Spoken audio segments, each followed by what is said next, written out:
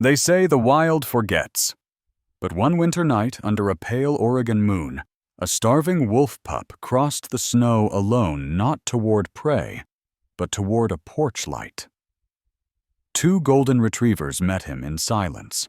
No growls, no questions, just warmth. What followed wasn't a rescue. It was a memory stirring in the bones that family isn't who you're born to, but who runs beside you when the world goes quiet. In the quiet town of Timberline, nestled at the base of Mount Hood in Oregon, winter had laid its heavy hand on the land.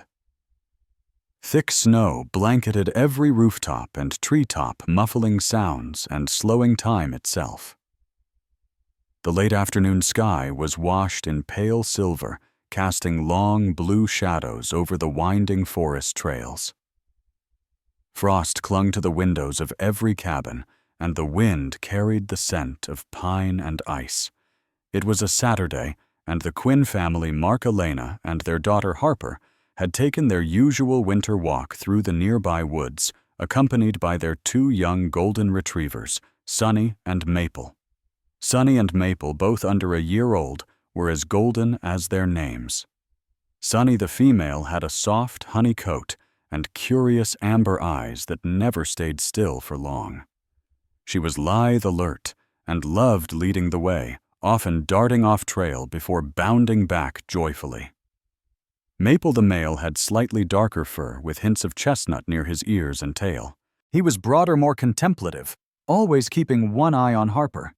He walked with a gentle patience, letting Sunny rush ahead while he stayed within reach of the humans. Harper Quinn, age 10, was bundled in a navy blue parka that nearly swallowed her whole. Her wide hazel eyes peeked out from under a knitted beanie, always scanning but rarely meeting others' gazes. Diagnosed with mild autism at age 6, Harper communicated best through drawing and animal interactions. Words often failed her, but her sketchbook never did. Her connection to Sunny and Maple was profound. They were her bridges to the world, the warmth she reached for when everything else felt cold or confusing. Elena Quinn Harper's mother was a slender woman in her mid-30s with expressive green eyes and a voice as calming as snowfall. A practicing veterinarian, Elena exuded a quiet compassion that animals instinctively responded to. She moved with deliberate care, whether bandaging a paw or braiding Harper's hair. Her long brown coat was dusted with snowflakes as she walked beside her daughter, one hand gently resting on Harper's shoulder when needed. Mark Quinn Harper's father walked slightly ahead. He was in his early 40s, broad-shouldered, with a permanent layer of outdoor tan, a weathered red scarf wrapped around his neck. As a biology teacher at the local high school, Mark's love for nature was contagious. He often told stories about trees and animal tracks, weaving tales that kept Harper attentive, even when words weren't her comfort zone. He carried a thermos of hot chocolate in one hand and a pair of binoculars around his neck, always ready to share a glimpse of an eagle or owl if it appeared. As they neared a bend in the snowy trail, a sudden shift caught Elena's attention. Sunny, who had been trotting ahead, stopped in her tracks. Her ears perked, and she sniffed the air with such intensity that Maple, usually the calmer one, quickly followed. Without warning, both dogs broke into a run, veering off the path and into a thicket of fir trees. Harper gave a startled cry, and Mark shouted, "Stay close," as they all hurried after the dogs. The snow deepened as they moved off trail. Branches scratched at their jackets and boots sank into untouched white. After several tense minutes, they heard a bark, short, sharp, then a low whimper. Sunny and Maple were standing still at the base of a cedar tree, tails low, ears alert. Between their paws, half buried in snow, lay a small bundle of trembling fur. It was a wolf pup, gray and white, about 3 months old, and barely the size of a large house cat. Its thin body shivered with every breath, and one of its hind legs was twisted awkwardly beneath it. Its eyes, icy silver flecked with black, met Harper's as she approached slowly, her hand outstretched. But still. The pup didn't growl. It didn't run. It simply stared as though it had no energy left to do anything else. Elena knelt beside it. "It's a wolf," she said quietly, scanning its body with practiced eyes. likely separated from its pack. Maybe injured during the storm. That leg looks sprained, maybe broken, and it's hypothermic. Mark set down the thermos and shrugged off his jacket, placing it gently over the pup. "We can't leave it out here," he said. "It won't last the night." Harper sat beside Sunny and Maple, who remained completely still, as though they too knew the gravity of what they had found. Harper looked from the pup to her parents, then back again. Her voice came out in a whisper. "Shadow," she said. "His name is Shadow." Elena met Mark's eyes. No words were needed. Carefully, she lifted the pup, wrapping it snugly in the coat. It whimpered once, but didn't resist. Sunny walked beside her nose, occasionally brushing the coat as if checking that Shadow was still breathing. Maple hovered protectively near Harper, nuzzling her gloved hand with quiet reassurance.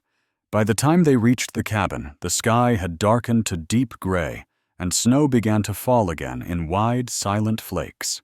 Elena set up a warm recovery box in the laundry room near the furnace, soft towels, a hot water bottle, and some honeyed goat's milk warmed gently on the stove.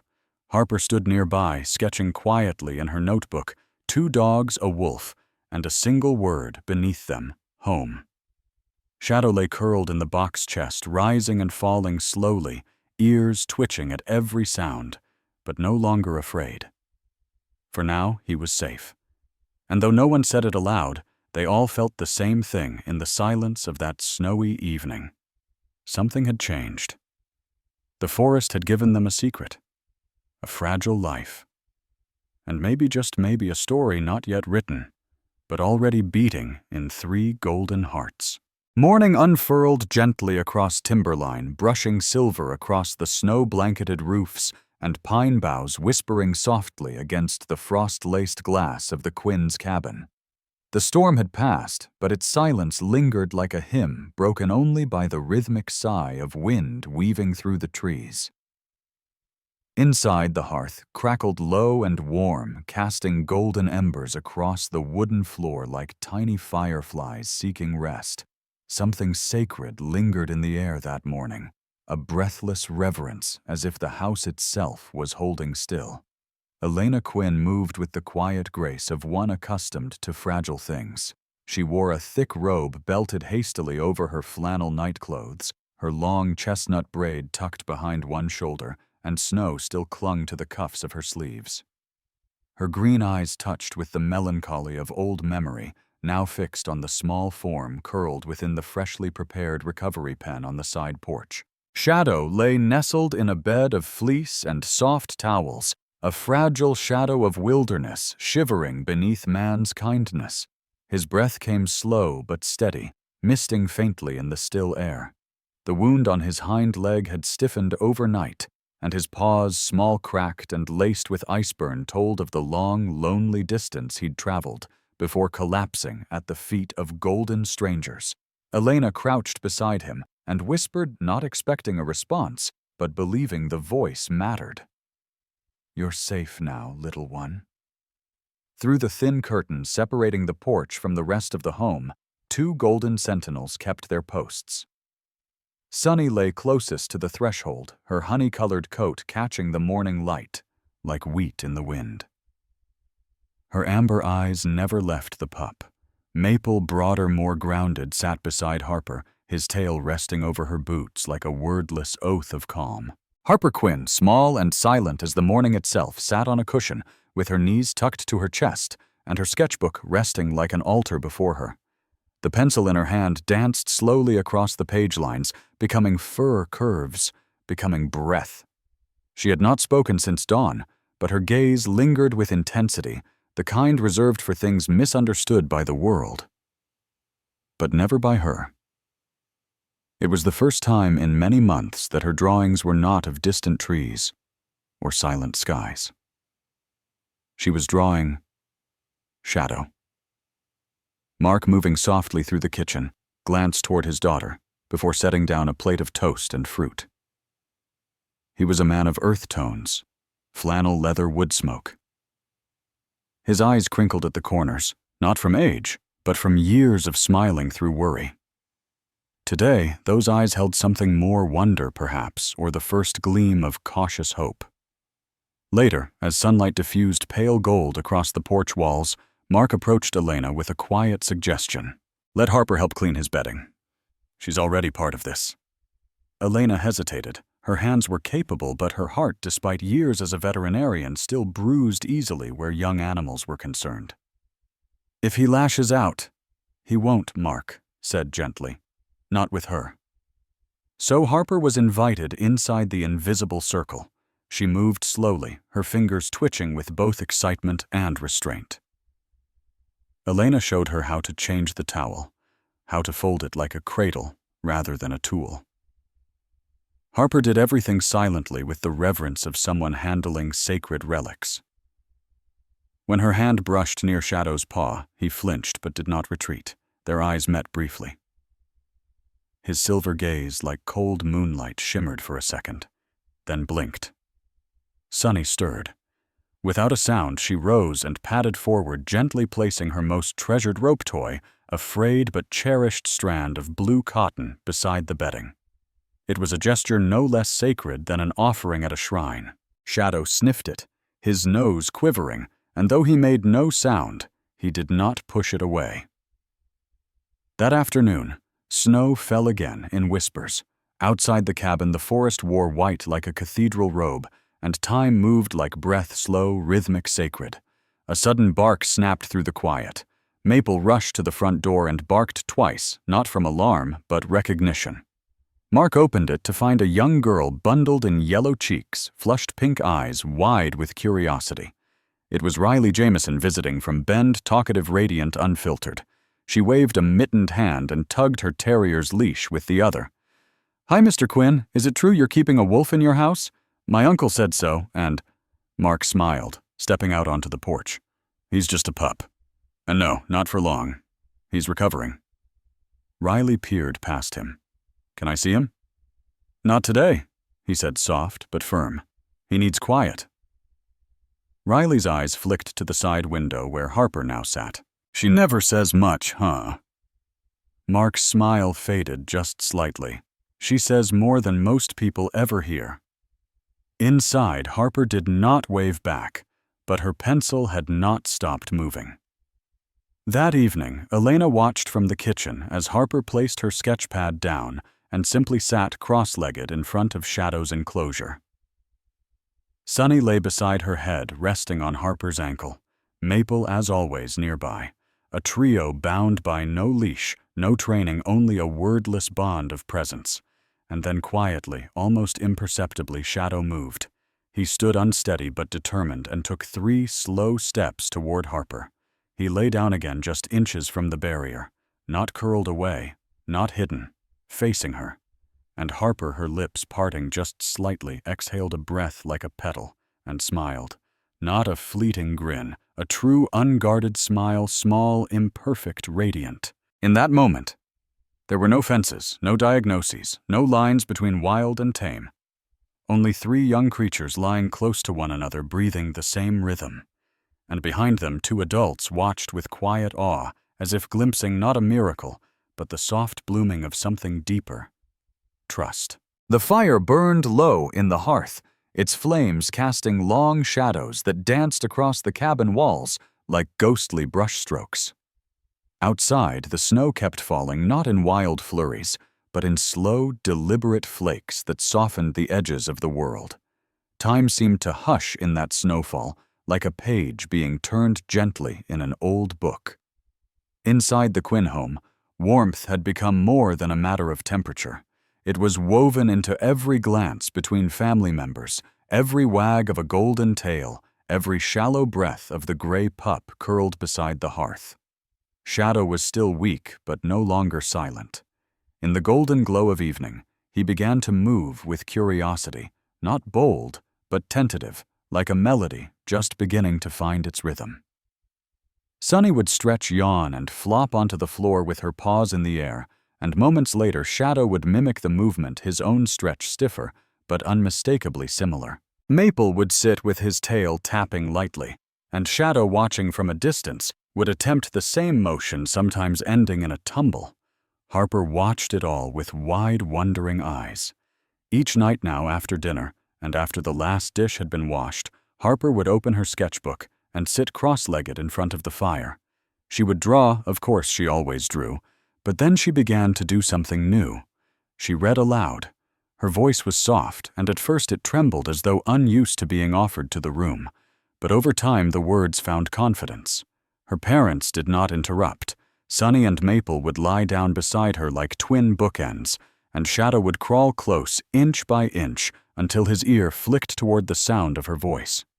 She read fables, fairy tales, gentle stories of transformation and kindness. She read of beasts misunderstood, of forests that protected those who listened, and of small heroes who never raised their voice, but always found their way home.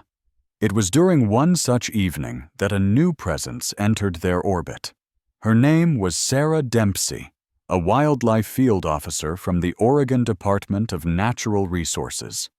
Sarah was tall, in her early 40s, with a sturdy frame and sun-browned skin. Her brown hair was pulled back in a no-nonsense ponytail, and her eyes were the color of dried wheat, alert, skeptical, but not unkind. She wore her uniform like armor, and carried her field tablet like a badge of trust and proof. Sarah had been sent to investigate the reported wolf sighting, one which her department could not ignore after an anonymous tip, likely from a neighbor, unsure of what the Quinns were doing in their cabin by the woods. Mark greeted her at the porch, calm but wary. Elena joined soon after, and together they explained the situation. Sarah listened, arms crossed, nodding now and then, but offering no reassurance. "I'll need to see the animal," she said. Inside, Harper had paused her reading. Shadow, who had been dozing near the hearth, sensed something shift in the air. He stood not quite steady and moved behind Sunny. Harper stood too protectively, but did not speak. When Sarah entered the room, her eyes fell on the small gray figure. She paused, not because she saw danger, but because what she saw was unlike any case she'd filed before. A wolf pup nestled in a home flanked by 2 golden retrievers, 1 child, and a silence thick with meaning. Shadow didn't snarl. He didn't retreat. He just watched. Sarah knelt slowly, not too close, and studied him. "He's not hostile. That much is clear. But he's also not domestic." Elena spoke gently. "We know. We're not trying to tame him. We're just giving him time." Sarah glanced toward Harper, then Sunny and Maple. "He seems to think he's one of them." Mark exhaled. "Or maybe they think he's one of us." Sarah didn't smile, but her shoulders softened. "I'll need to report this, but I'll make time to consider alternatives. You'll hear from us within the week." When she left the house, exhaled. That night, Shadow didn't lie behind Sunny. He lay beside her, and when Harper opened her book, he rested his chin on his paws and listened. The next day, something shifted. Shadow began to play. At first it was cautious. He pawed gently at the rope toy Sunny had given him, nosing it around the room. Then, with sudden joy, he leapt clumsily after it. Maple barked once invitingly, and within moments the room filled with the soft, chaotic rhythm of a chase. He couldn't run fast yet, and he stumbled more than he sprinted. But it didn't matter. Harper clapped quietly from the couch, her laughter bubbling up like the first notes of a song she had long forgotten how to sing. Mark watched from the kitchen doorway, arms folded across his chest. "We may be witnessing a miracle," he whispered. Elena, standing beside him, nodded once. "No," she said softly. "We're just letting it happen." That evening, Harper didn't just read. She sang. A lullaby her mother used to hum, one with no real words, just melody and memory, like the sound of wind moving through tall trees. Sunny and Maple lay at her feet. Shadow curled against her knee. And for a time in that small cabin surrounded by snow, the world outside did not matter. The snow had hardened into a crust overnight, and when the sun rose over timberline, it struck the landscape with such clarity that every icicle shimmered like a blade. The Quinn cabin, half buried beneath white drifts, looked almost like a forgotten outpost in a frozen land. But inside, the mood was far from forgotten. It was in fact expectant. Shadow had begun to thrive. Though his legs still bore stiffness, he now walked with the cautious confidence of one who understood where he was welcome. He moved with increasing ease between rooms trailed by Sunny like a sister and flanked by Maple like a brother. The golden pair had taken to circling him whenever he ventured outside their fur, brushing his, as if sealing a silent oath. Harper followed him everywhere with her sketchpad, drawing their trio from every angle, the way Maple would nudge Shadow from behind to initiate play, the way Sunny would stand guard when Shadow stopped to sniff a pine cone or listen to the wind. Shadow in turn had begun to mimic their routine stretching when they did curling near the fire with them at night. He had found his place not by being asked, but by being accepted. The Quinns, too, had settled into a rhythm that bordered on something magical. Elena cooked in a lighter mood, humming softly under her breath. Mark spent more time near the windows watching the tree line as though it might deliver omens, and Harper each night grew more confident in her storytelling voice, weaving tales that blended her real life with the dreams she once only drew. Then came the knock on the door. It was not expected, but neither was it a surprise. Elena opened it to find a man in a dark green jacket with an official Oregon Parks patch on the shoulder. He was tall, with a square jaw and heavy boots dusted in snow. His name tag read, Caldwell. "Morning," he said, his tone civil but firm. "I'm Ranger Tom Caldwell. I received a report about a possible wolf being harbored here. Mind if I come in?" Elena hesitated for a moment, then stepped aside. "Of course. Come in." Tom stepped inside, removed his gloves, and glanced around. His eyes were a pale gray sharp and weathered, the kind that seemed to carry a permanent squint from years of scanning mountain trails and distant movements. He was in his early 50s, with a lean build and a gait that suggested he rarely sat still. Mark appeared from the hallway, extending a hand. "You probably heard some half-twisted version of the truth." "We're happy to explain," Tom nodded. "I hope so." In the living room, Sunny and Maple had risen to attention, ears perked. Shadow, sensing the new energy, remained seated behind the couch, but did not flee. Harper sat on the rug pencil, frozen mid-sketch, watching the man as one might watch the edge of a blade. Tom's gaze landed on Shadow. He paused. "That's him?" he asked. Elena nodded. "He was injured, likely orphaned. We didn't plan on keeping him. We just couldn't let him die in the snow." Tom stepped a little closer, observing. Shadow didn't growl. He didn't cower. He simply met the ranger's gaze, unmoving. "Looks healthy now," Tom said. "And calm. That's not typical." "We've been careful," Mark offered. "He hasn't been trained or domesticated. But the dogs, well, they seem to think he's family." Tom let out a slow breath. "Legally, you're in a gray zone.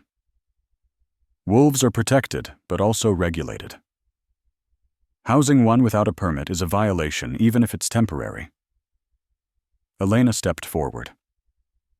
"We've started the application process for a special wildlife care exemption. We contacted Sarah Dempsey. She visited 3 days ago. I know Sarah," Tom said. "She's thorough. If she thinks there's merit, that'll go in your favor."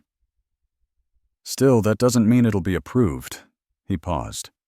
"You need to understand, the law isn't just about what's right for you. It's about what's right for him." Harper finally spoke. Her voice was small but clear. "But what if this is what's right for him?" Tom turned, surprised to hear her speak. He looked at the child with her unblinking gaze and quiet strength, then down at her drawing 3 figures, 1 gray, 2 gold, all curled together beneath the outline of a cabin.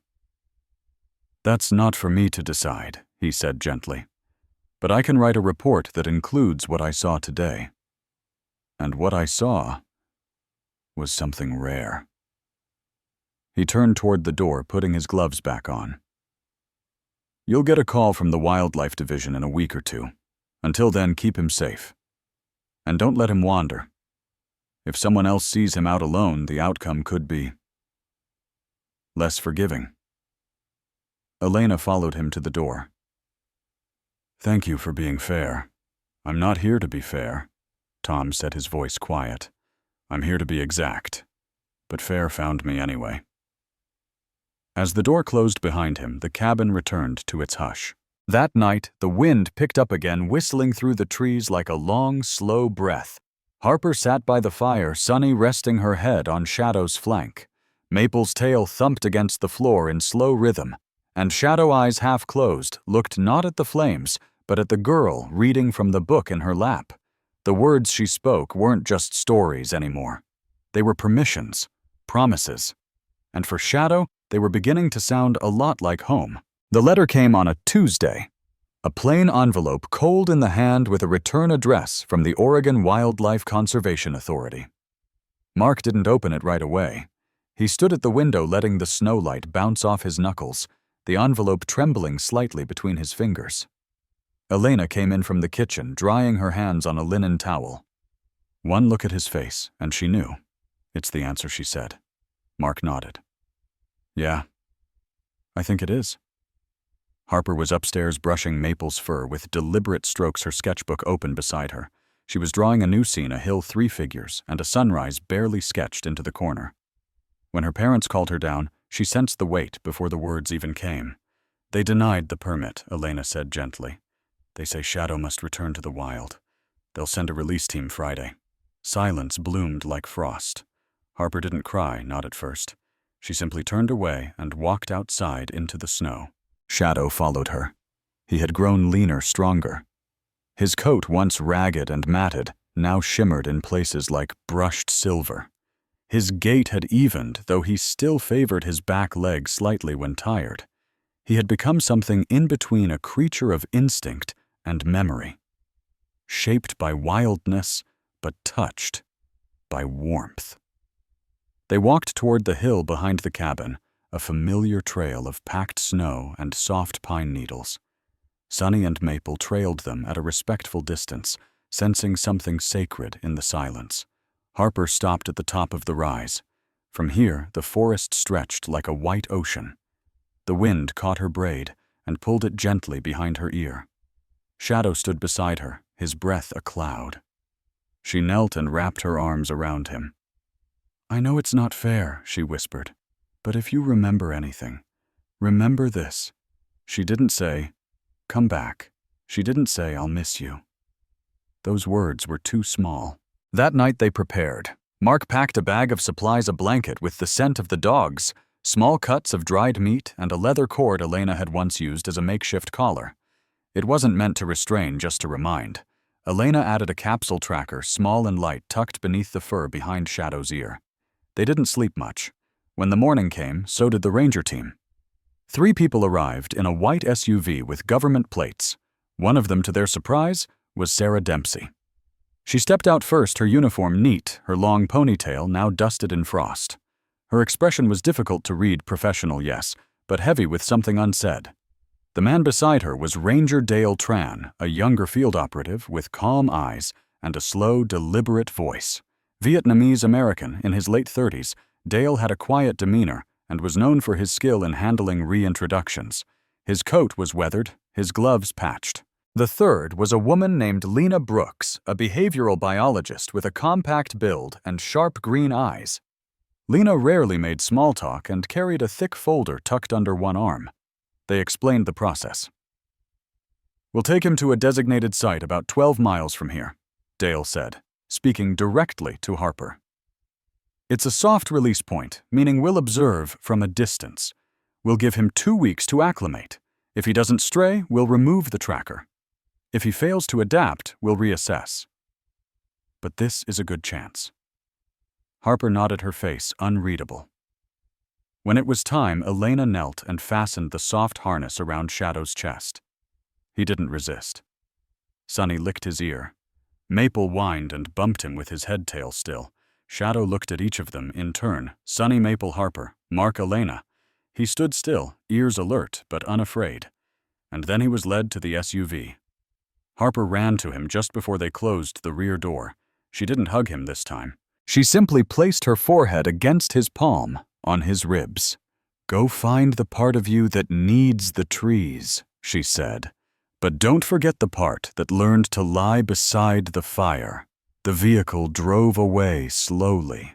No sirens, no urgency, just the sound of tires crunching snow and the soft sniffles of a girl who refused to cry.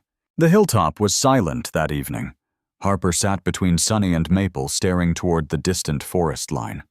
The sun dipped below the hills, staining the snow in strokes of tangerine and gold. Mark stood behind them, his voice low. "If he truly belongs here, he'll find a way back." Elena wrapped an arm around his waist. "Maybe," she said, "but maybe he'll find a new path. Something between the trees and the hearth."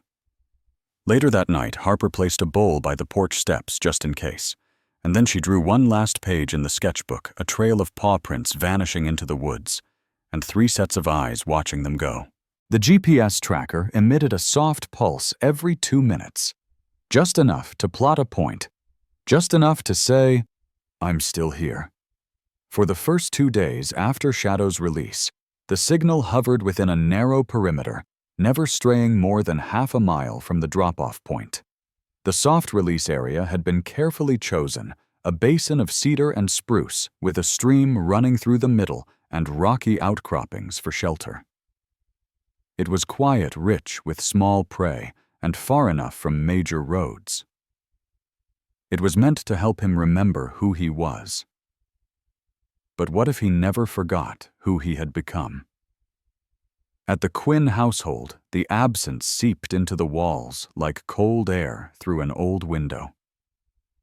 Sonny refused her food. Maple lay for hours on the porch, ears pricked at every distant noise. Harper had stopped reading at night. The fire still crackled in the hearth, but its warmth felt performative, as though trying to impersonate something it could no longer deliver. On the 3rd night, Harper asked Elena to print out the GPS map. "I want to trace him," she said, voice low. "I need to see where he breathes." Elena didn't question it. She downloaded the data from the shared access file Dale Tran had set up for them and printed the satellite overlay. Harper took it in silence and laid it across her bedroom floor. With a pencil and ruler, she marked each point. A perfect circle no more than a wolf's nervous orbit. But on the 4th day, the map changed. A new signal appeared eastward, a full quarter mile beyond his boundary. Then another, and another. That evening, Harper ran into the living room clutching a freshly printed sheet. "He's moving," she whispered. "In a line. A straight one." Mark took the paper brow furrowed. The points were unmistakable. Shadow was no longer circling. He was heading somewhere. In the wildlife office 30 miles south, Dale Tran sat in his corner desk, a mug of ginger tea cooling beside him. His workspace was cluttered but orderly topo maps, telemetry receivers, 2 battered trail cameras, and a wooden carving of a fox his daughter had made in 3rd grade. He was reviewing another case file when Sarah Dempsey entered the room, coat still zipped to her chin. "You'll want to see this," she said, sliding a USB stick across his desk. He plugged it in and the screen flickered to life with a series of GPS points. Dale stared. "East. Uphill. Wait, is that crossing the logging road? He's headed toward Timberline." Sarah pulled her scarf loose. "He's going back." Dale leaned back in his chair, arms crossed. No hesitation, no zigzagging. Just a line. They looked at one another for a long moment. "He remembers," she said. Or maybe he never forgot. At the Quinn farm, Harper had recreated the trail in chalk on the hardwood floor, a winding line of soft green through kitchen and hallway. She placed stones at the markers, a circle of pine cones at the 4th day mark, a smooth white pebble where he crossed the river. Sunny followed her at each step, ears tilted, as if listening to something Harper could no longer hear, but remembered anyway. That night, Harper opened her book again. Not to read, to write. Day 5, she scribbled. Shadow crossed the frozen bend in Black River. The ice held beneath his paws, but just barely. Sunny would have barked in warning. Maple would have looked back. Shadow kept going. She left the page unfinished. Some stories didn't want an ending until they had earned it. 2 days later, a call came from Lena Brooks, the biologist. "He crossed the highway," she said simply. Mark's heart dropped. "He's okay. We think so." The tracker's signal dropped out for 20 minutes, probably under an overpass or thick canopy, but it came back. "He's 2 miles from the base of Timberline Ridge." Elena swallowed hard. "That's less than a day from here, assuming he keeps his line." "He will," Harper said from the stairwell. "He doesn't turn." Lena paused, voice softer. "I've never seen this kind of navigation in a wolf this age. Not with that level of accuracy." "He's not just a wolf," Harper said. "He remembers us not with thought, but with something deeper. Like the way home lives in your bones." By the evening of the 7th day, the air had changed. Harper sat on the porch steps with a blanket around her shoulders, Sunny and Maple on either side.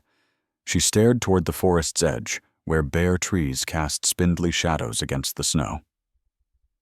"I think he's close," she whispered. The bowl she had left days ago was still there, still full. A faint wind stirred the surface of the water. Mark came out with a thermos and sat beside her. "When I was your age," he said softly, "I used to think animals could find their way back just by instinct, like some part of their memory never forgets where they were truly loved." Harper looked at him but said nothing. The wind shifted again, just slightly.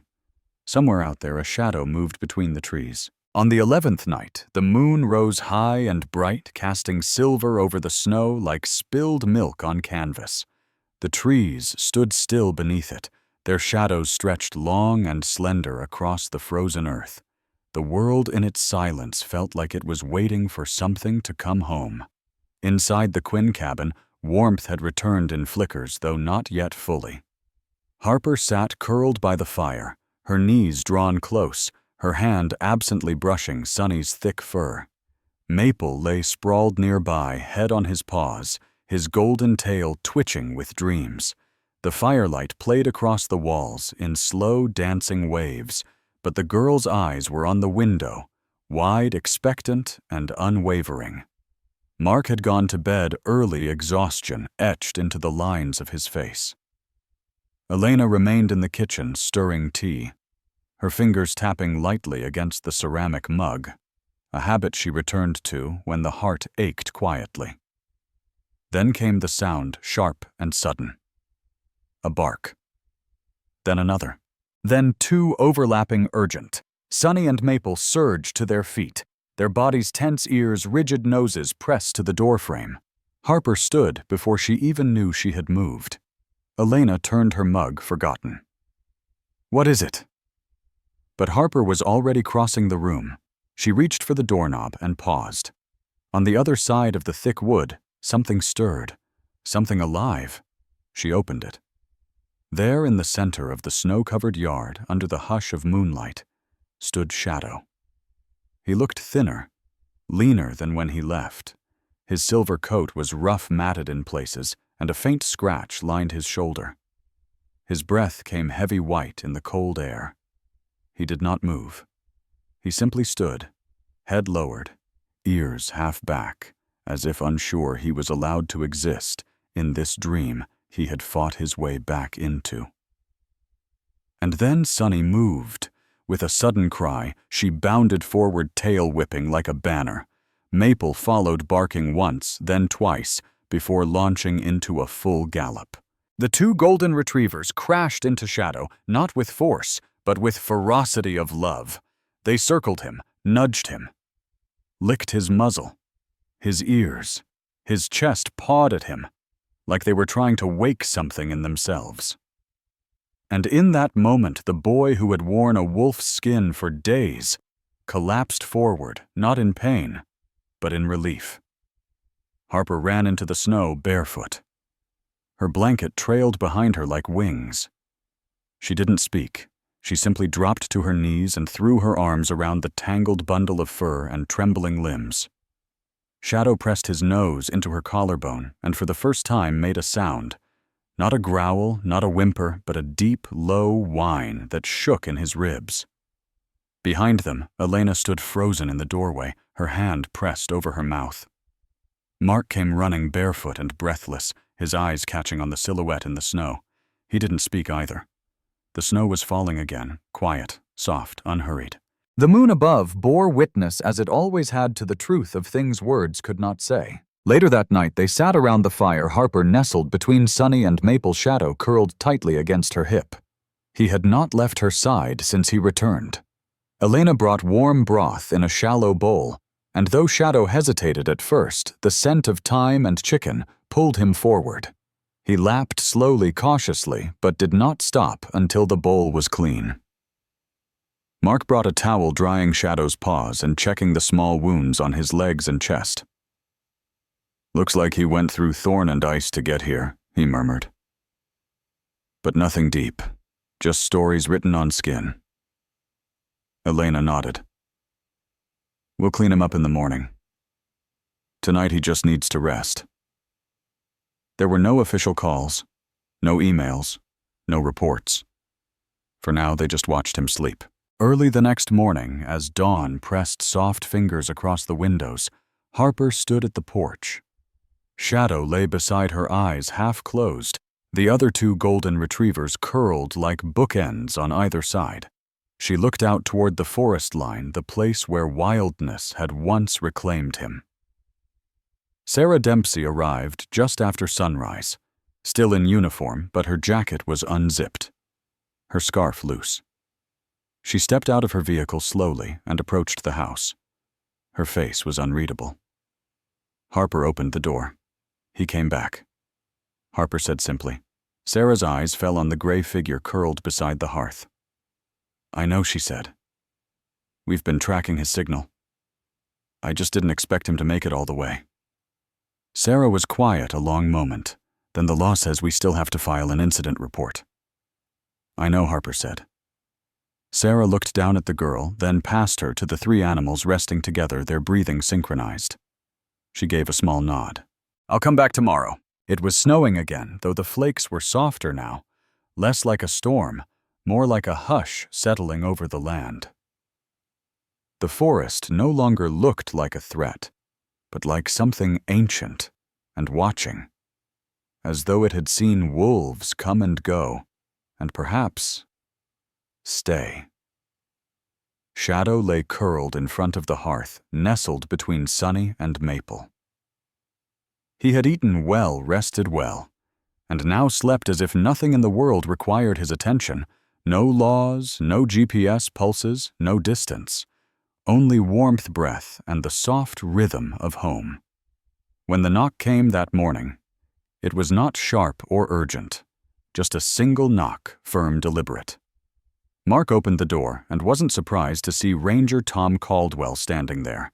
The man looked the same as before. Tall, broad-shouldered, snow-speckled green jacket zipped up to his collar clipboard tucked under one arm. His boots were muddy, his eyes unreadable.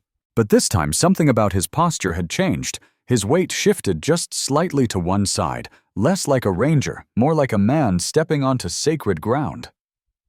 "I heard," Tom said simply, "and I saw the tracker logs." Mark nodded, stepping aside. "Come in." Inside, the scent of breakfast still lingered, warm oats, apple slices, and herbal tea. Elena stood behind the kitchen island, her expression guarded, but calm. Harper sat cross-legged on the rug, stroking the fur along Shadow's spine. The wolf didn't flinch at the stranger's presence. He blinked once, then laid his head down again between Sunny's paws. Tom removed his gloves and crouched, not close, but close enough to observe. "He doesn't act like a wild animal," he murmured. "At least not anymore." "He acts like who he is," Harper said without looking up. Part wolf, part us. Tom glanced at her, then at the three animals. And the dogs.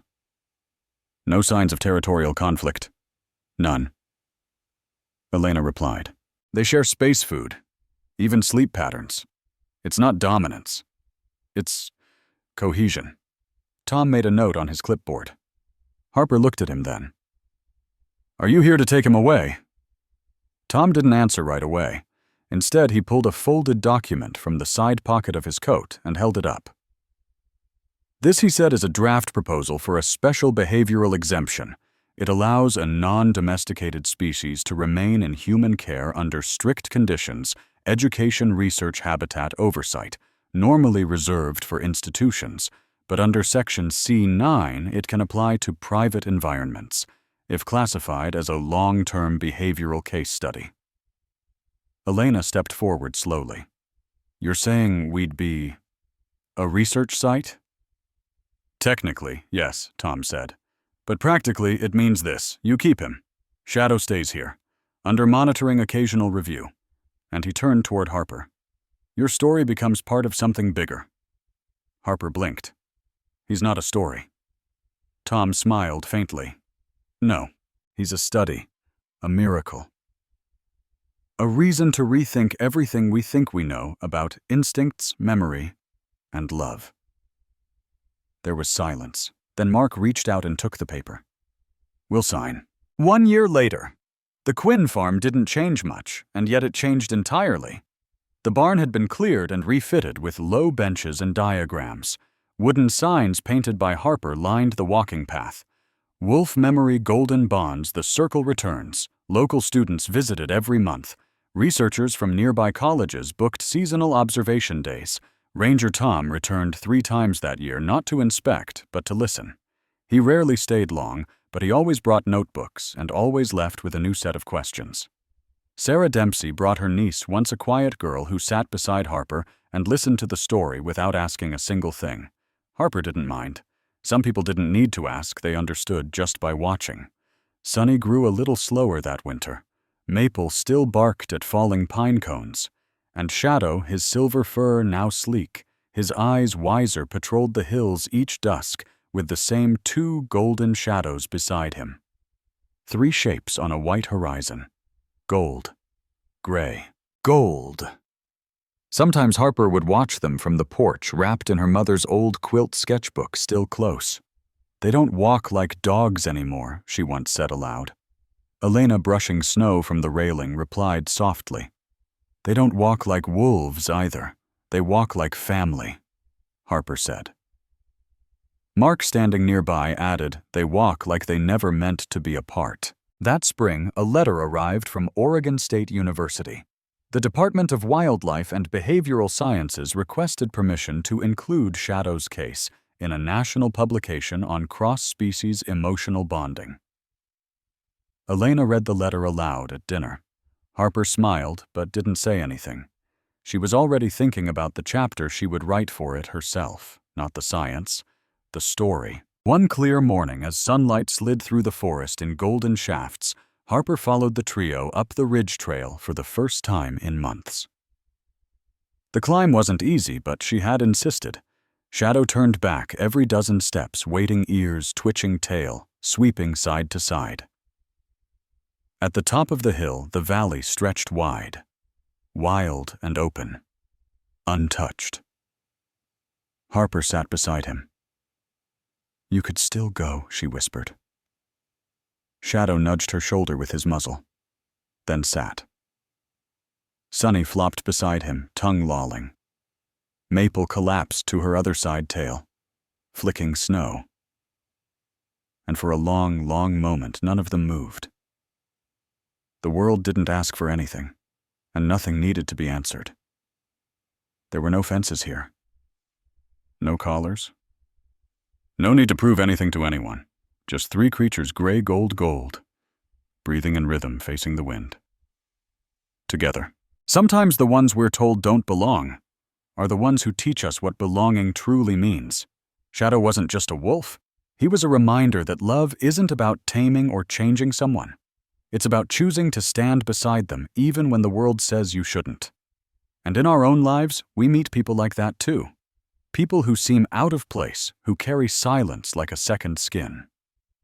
But maybe what they need isn't to be fixed, maybe they just need to be seen and accepted as they are. If this story touched your heart, consider sharing it with someone who might be walking their own quiet path. Someone who could use a reminder that they're not alone. Now we'd love to hear from you. Have you ever met someone who changed your definition of family, or someone who came into your life unexpectedly and never really left? Tell us in the comments below. And if you believe that love finds its way home, no matter the distance, remember to like this video, subscribe to the channel, and join us for more stories like this one. Because sometimes it's not where we come from, but who we come home to.